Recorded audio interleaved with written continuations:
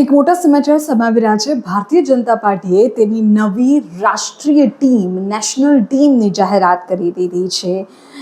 ભારતીય જનતા પાર્ટીના સંગઠનની આ ટીમમાં એવા નેતાઓનો પણ સમાવેશ થાય છે કે જેઓ પાછલા ઘણા સમયથી સક્રિય રાજકારણથી દૂર હતા, જેને આપણે કહીએ છીએ અરણ્યવાસમાં હતા.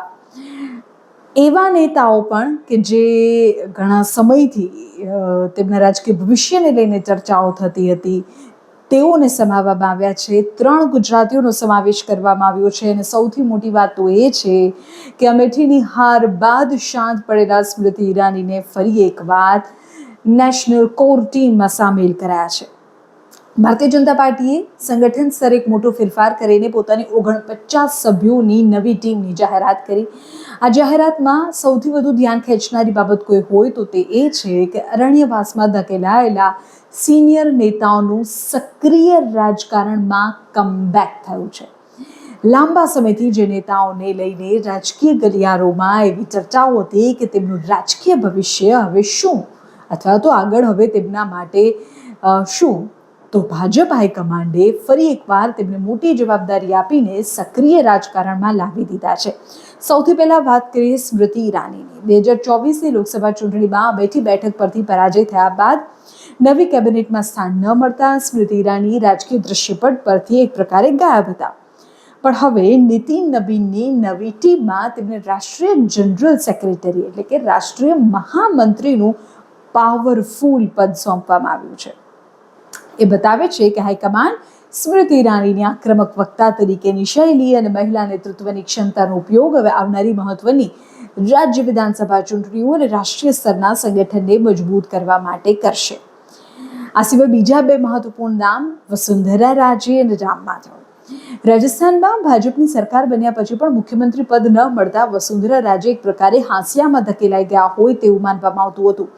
એવી જ રીતે જમ્મુ કાશ્મીરમાં ભાજપ પીડીપી ગઠબંધન સરકારમાં મુખ્ય ભૂમિકા ભજવનારા અને સંઘના પૃષ્ઠભૂમિ ધરાવતા રામ માધવ પણ લાંબા સમયથી કેન્દ્રીય રાજકારણથી દૂર હતા. પણ આ નવી 49 સભ્યોની ટીમમાં આ બંને અનુભવી નેતાઓને સ્થાન આપીને ભાજપે એ પણ સ્પષ્ટ કર્યું છે કે આગામી સમયમાં વિપક્ષના આક્રમણ સામે લડવા અને પ્રાદેશિક સંતુલન જાળવવા માટે જૂના અને પ્રભાવશાળી ચહેરાઓને સાથે રાખવાની ભાર્ય છે. વાત ગુજરાતની કરીએ. આપણે ગુજરાતના 3 નેતાઓને આ 49 સભ્યોની ટીમમાં સ્થાન મળ્યું છે. સૌથી પહેલા વાત વર્ષાબેન દોશીની. વર્ષાબેન સુરેન્દ્રનગરના પૂર્વ ધારાસભ્ય અને મહિલા નેતૃત્વનો ગુજરાતનો મજબૂત ચહેરો. વર્ષાબેન દોશીને ભાજપના રાષ્ટ્રીય ઉપપ્રમુખ જેવું મોટું પદ સોંપાયું છે. જગદીશ પટેલને જવાબદારી મળી છે. અમદાવાદની અમરાઈવાડી બેઠકના પૂર્વ ધારાસભ્ય અને સંગઠનના અનુભવી નેતા જગદીશ પટેલને કેન્દ્રીય ટીમમાં રાષ્ટ્રીય મંત્રી તરીકે નિયુક્ત કરાયા છે. ત્રીજું નામ સૌથી મહત્વપૂર્ણ છે, યુવા ચહેરો છે, કોંગ્રેસમાંથી ભાજપમાં જોડાયેલો ચહેરો છે અને રાષ્ટ્રીય મંત્રીની જવાબદારી મળી છે. નામ છે રોહન ગુપ્તા.